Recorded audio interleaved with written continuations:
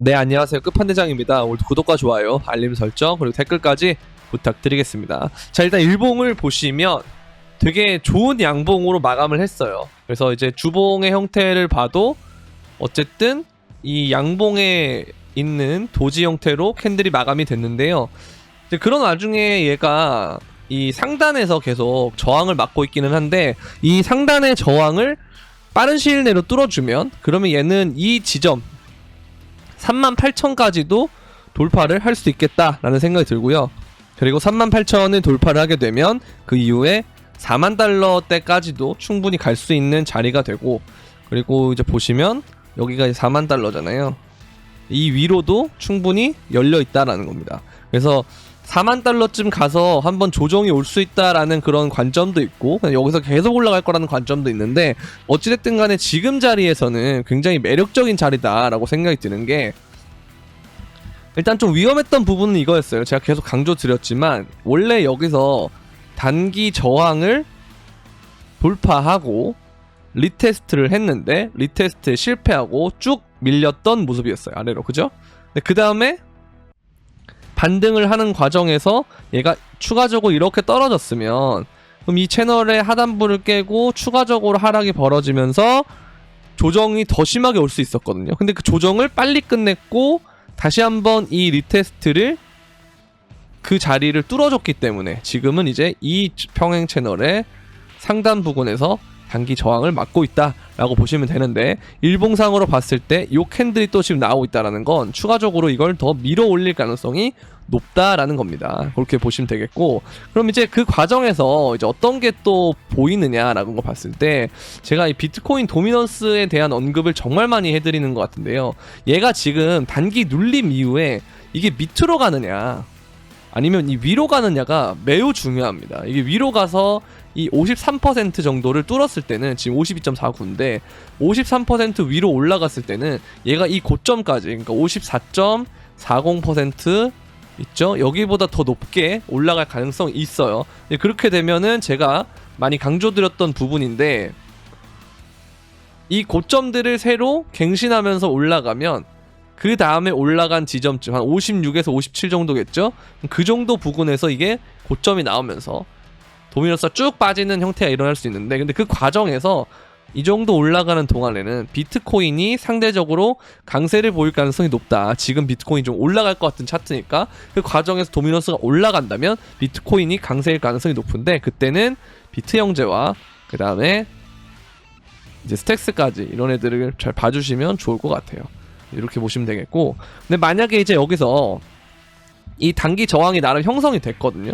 보시면 여기서도 저항을 맞았고 여기서도 맞고 여기서 또 맞았거든요. 근데 이번에 또 맞는다, 맞고 이렇게 떨어진다, 그러면 그때는 거의 이제 알트 장에 맞는 추세로 돌아간다라고 보시면 됩니다. 메이저 알트들이 추가적으로 또 상승을 할 거예요.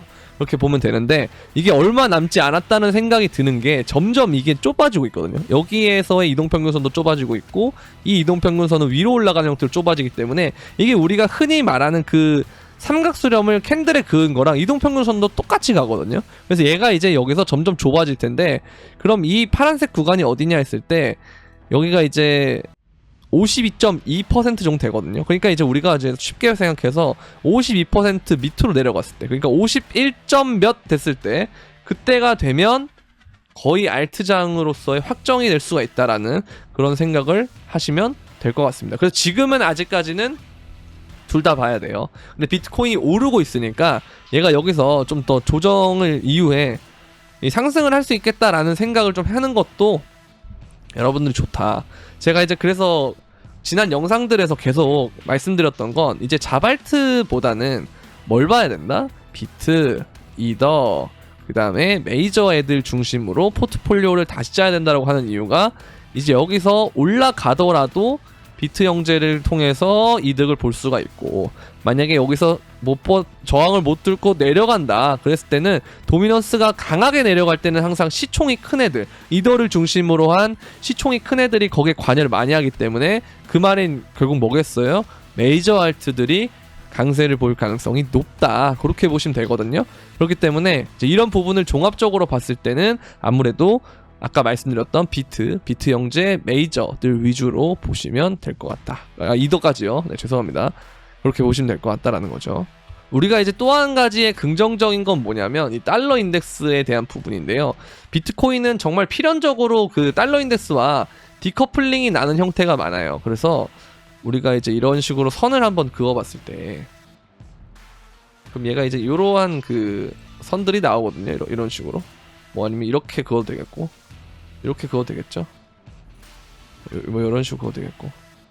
아무튼 이렇게 막 긋게 되면 이러한 그 수렴이 나오는데, 여기를 이제 상방으로 뚫고 좀 잘 올라갔죠. 근데 그 다음에 얘가 이제 꺾여서 조정이 나오고 있는데, 이거는 이제 어느 차트랑 좀 비슷하게 볼 수 있냐면 우리가 유가 차트랑 굉장히 비슷하게 볼 수 있습니다.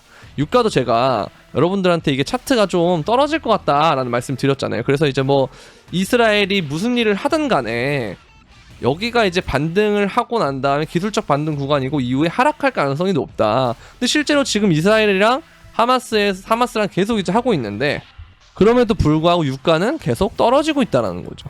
그래서 그때 막 사람들이 전쟁이 나면 뭐 오일 쇼크처럼 될 거다, 기름이 오른다 그랬는데, 저는 이제 그게 아니고 차트상 보니까 좀 떨어질 것 같다. 그래서 이 박스까지 제가 쳐놨잖아요. 여기를 이제 사실 못 버티면 더 떨어진다. 그래서 이제 얘가 유가가 더 떨어진다라고 하는 것은 경기 침체, 그리고 플러스 이제 인플레이션이 좀 잡히는, 인플레가 잡히는 국면으로 간다. 근데 사실 이게 인플레이가 잡힌다라는 국면으로 간다라는 게, 이게 반대로 뭐냐면 이제 금리 인하에 대한 기대감이라는 게 생기거든요. 그래서 이게 이제 여러분들한테 동결 구간이 오히려 금리 인하를 하는 시점보다 더 낫다라고 하는 게, 이 기대감이 자산 시장에 선반영이 되기 때문이에요. 아시겠죠? 그래서 이런 걸 종합적으로 봤을 때 우리는 코인이 지금 계속 웃어줄 수 있는 상황으로 가고 있다라고 보시면 됩니다. 자, 그리고 이제 업비트를 넘어가 보면 제가 이제 그런 말씀 자꾸 드리잖아요. 메이저랑 바꾸라고, 메이저 쪽으로. 근데 지금은 우리가 뭐 엘프가 오르고 뭐 또 뭐죠? 저기 뭐 무비블록 이런 게 오르고 하니까 스트라티스도 오르고 이러고 있으니까 얘는 근데 차트 좀 좋네요. 얘는 좀 좋아요. 근데 이제 그러다 보니까 여러분들이 이거 자발트 계속 들고 있어도 될 것 같은데 라는 생각 드실 텐데, 그것보다 저는 바꾸는 게 좋다고 생각합니다. 저는 보면 니어도 원래는 여기서 길을 모으는 차트였어요. 근데 이거를 이제 끝내니까 위로 계속 올라가는 차트가 됐단 말이죠. 그리고 헤데라도 되게 이제 이것도 이제 다 멤버십 픽이었는데, 이제 보면 제가 이걸 냈던 이유가 이걸 뭐 해제하려고 하는 것도 아니고, 여기 보시면 이 지점 있죠. 2023년 2월달 구간, 여기서부터 여기를 이으면 이러한 수렴이 돼요. 이렇게, 그죠? 그래서 이거를 조금 더 우리가 좀 크게 한번 해보면 이렇게도 볼 수가 있습니다. 그죠? 그래서 이게 지금 뚫었거나 아니면 뚫기 직전이기 때문에, 보면 여기서 꼬리 맞은 거 보면 이게 또 유의미한 선이긴 해요. 그래서 얘가 완전히 여기를 뚫고 리테스트까지 했는데 이 구간을 버틴다. 그러니까 이 구간이라고 함은 돌파를 88.9 정도의 돌파가 나오고 그 지점을 이후에 계속 지킨다 그랬을 때는 추가적으로 여기서 상승이 한 번 더 일어날 텐데, 이때는 상승의 가속화 구간이라고 보거든요. 그래서 여러분들이 그 헤데라 같은 거는 관심 종목에 넣어놨다가 차트가 이런 게 좀 흔하지 않아. 이렇게 그 큰 추세를 뚫는 것들이 흔하지 않은데, 그 뚫은 다음에 애들이 힘을 좀 모으면 그 다음에 항상 크게 갔거든요. 그래서 관심 종목에 등록을 해놓고, 지금 이제 좋다 그러면 여기서 막 사고 그러지 말고요. 이거 여기서 저항 맞고 떨어지면 어떻게 할 거예요. 그러니까 올라가는 거 보고 지지하는 것까지 확인한 다음에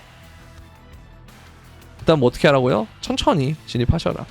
그럼 될 것 같아요. 보면 이제 헤데라도 이렇게 픽이 나와 있죠. 이렇게 보면 되겠고, 보시면 니어 프로토콜도 이렇게 2차까지 간 모습입니다. 그래서 3,200원, 4,000원대를 또 기다리고 있다라는 거, 그렇게 보면 되겠고.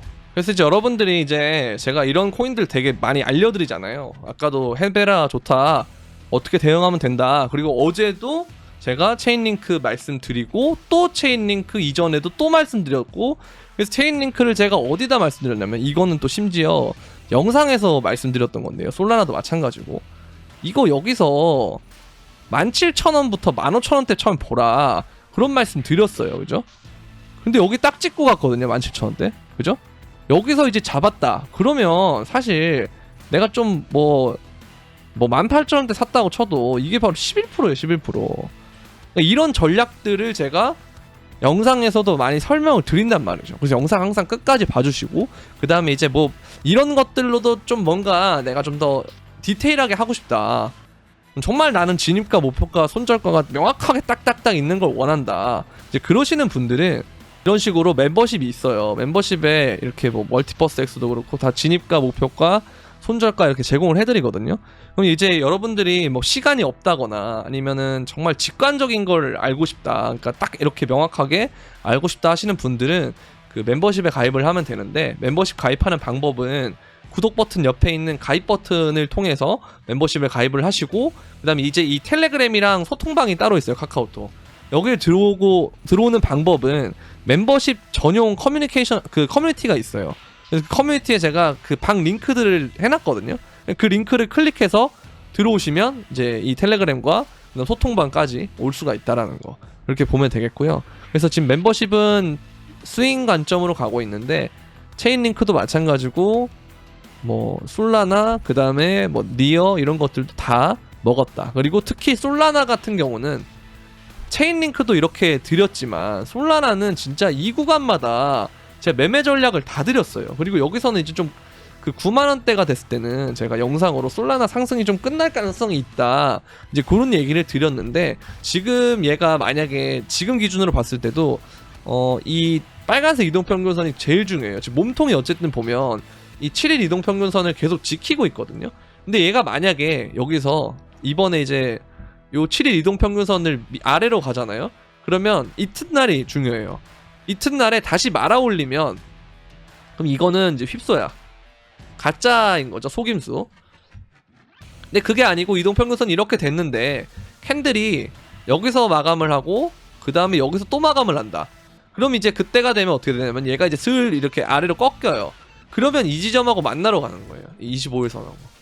이해되세요? 그렇기 때문에 지금 솔라나는 좋게 얘기하면은 손절가가 확실하기 때문에 손익비가 좋지만, 나쁘게 얘기하면 좀 리스크가 이전보다 훨씬 커졌다라고 볼 수가 있습니다. 그래서 이걸 여러분들이 잘 판단하셔서 하시는 게 맞다고 보고요.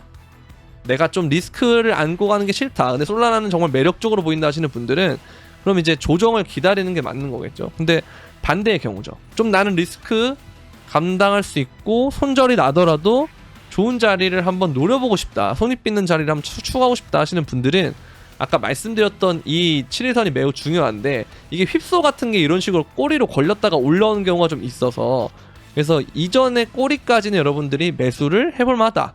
여기가 어디냐? 73,000원 정도거든요. 얘가 사실 여기서 73,000이면은 그죠? 한 8% 정도 돼요. 근데 여기 좀 부담스럽다 하시는 분들은 이 꼬리를 해도 되거든요. 근데 여기는 아마 툭 치고 올라갈 수 있는 그 가능성이 좀 있어서 이거보다 조금 더 넓게 한다든지 해서 이거를 이 범위를 잡아놓고 분할 매수를 하시면 돼요. 분할로.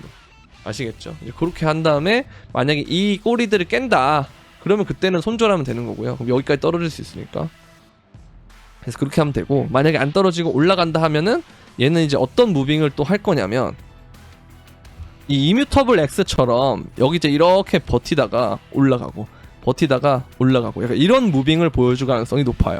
그렇기 때문에 딱 그 손익비가 좋은 자리긴 하니까 여러분들이 그 여러분들의 그 투자 성향에 맞게끔 잘 검토를 하셔서 해보시면 될 것 같고요. 그래서 이런 코인들이 다 좋고, 뭐 비트코인, 이더리움 좋은 건 말할 것도 없고요. 특히 이제 이더리움이 그동안 많이 못 올랐는데 지금 여기서 일봉에서 딱 7일선 걸치고 있죠. 이 아래에 있다가 이거 만약에 지지된다 그러면 추가적으로 상승할 수 있는 가능성이 있기 때문에 이제 이더도 괜찮다라고 보여집니다. 자, 그리고 이제 정확하게 19년 전에 미국 최초의 금 ETF가 거래되기 시작했다. 거래가 되고 3일 동안 약 10억 달러의 자금이 모였다라고 되어 있는데요. 이게 ETF가 되고 비트코인이 엄청 올랐다. 금이죠. 죄송합니다. 금이 엄청 올랐다 이렇게 되어 있는데, 제가 이제 비트코인은 조금 얘기를 다르게 보는 게, 이게 이제 기관들의 엑시트 창구가 될 수가 있어요. 그러니까 제가 이제 이 ETF 자체는 굉장히 호재라고 생각하지만, 이제 너무나도 많은 사람들이 이걸 알고 있고 그러다 보면 이게 이 고점에 대한 재료로 쓰일 수 있거든요. 그러니까 뭐냐면 우리가 2017년에도 그 CME에서 선물 거래를 한 다음에 이게 이제 고점 재료로 나왔고요. 그 다음에 이제 우리가 21년도에도 부처빔이 오기 전에 뭐가 있었냐면 코인베이스가 나스닥 상장을 했을 때 그때 또 이게 또 고점의 재료로 썼고, 그 다음에 11월 달에도 2021년 11월에도 뭐였냐면 비트코인 최초의 선물 ETF가 거래됐을 때 그때 이후로 또 고점을 찍었단 말이에요. 그렇기 때문에 이건 여러분들이 어떻게 판단하셔야 되냐면 이것처럼 뭔가 금처럼 상승이 생각보다 별로 없고 지지부진한 상태에서 갑자기 ETF가 된다. 그러면 이런 차트를 저도 그릴 것 같아요. 이 이후에 엄청나게 돈이 들어오면서 올라갈 것 같은데, 만약에 이제 ETF의 승인 시점이 예를 들어서 뭐 내년 한 3월인데 지금부터 3월까지 만약에 계속 오르고 있었다. 근데 그 과정에서 만약에 ETF가 됐다. 그러면 이게 피날레 빔일 가능성이 있어요. 그래서 이거는 여러분들이 잘 생각을 해보셔야 돼요. 그래서 언제 승인이 되느냐, 그 당시 승인이 됐을 때 장세가 어떻느냐, 이게 정말 중요하다라는 거죠.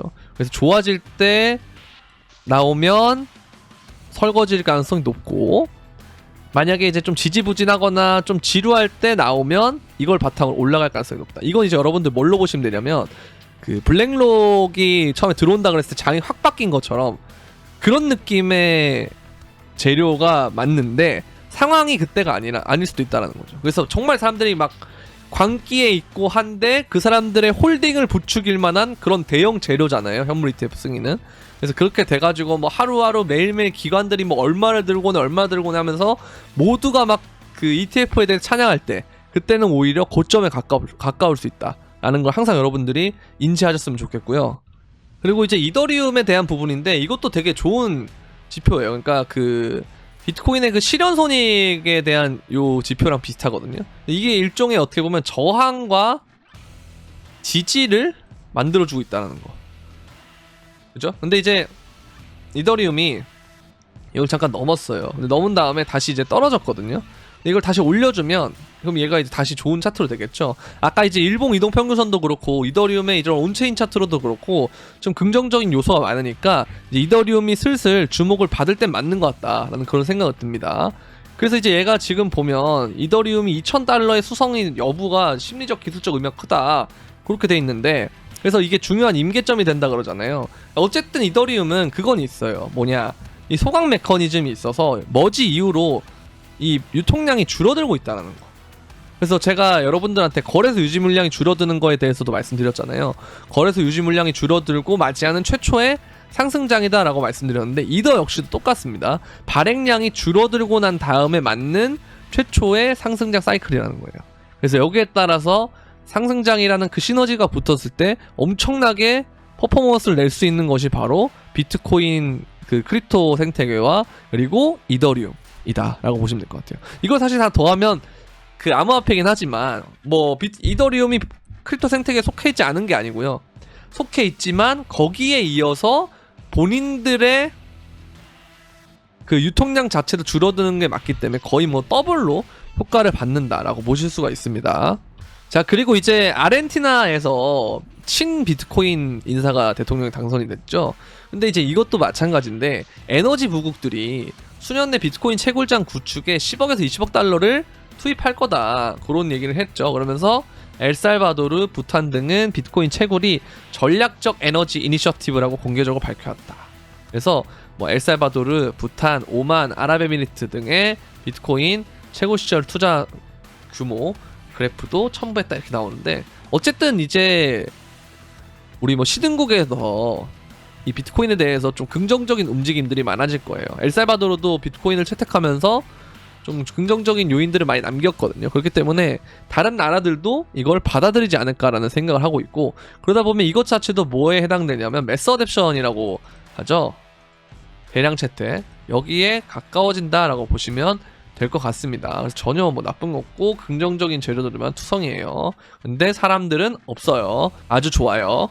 자, 그리고 덱스 솔라나가 30억 달러치의 솔이 거래되고 있다라고 하는데 이거 신기록을 재차 경신하고 있거든요. 보면은 이제 1위 블록체인은 이더리움, 아비트럼이며 솔라나는 3위까지 올라왔다라고 돼 있는데, 솔라나가 요즘 정말 퍼포먼스가 좋다라고 보여집니다. 그리고 이제 그 이더리움을 매도를 했었는데요. 그 매도한 고래가 다시 샀어요. 이거는 딱 그거예요. 이더리움의 개수를 나는 늘리고 싶다.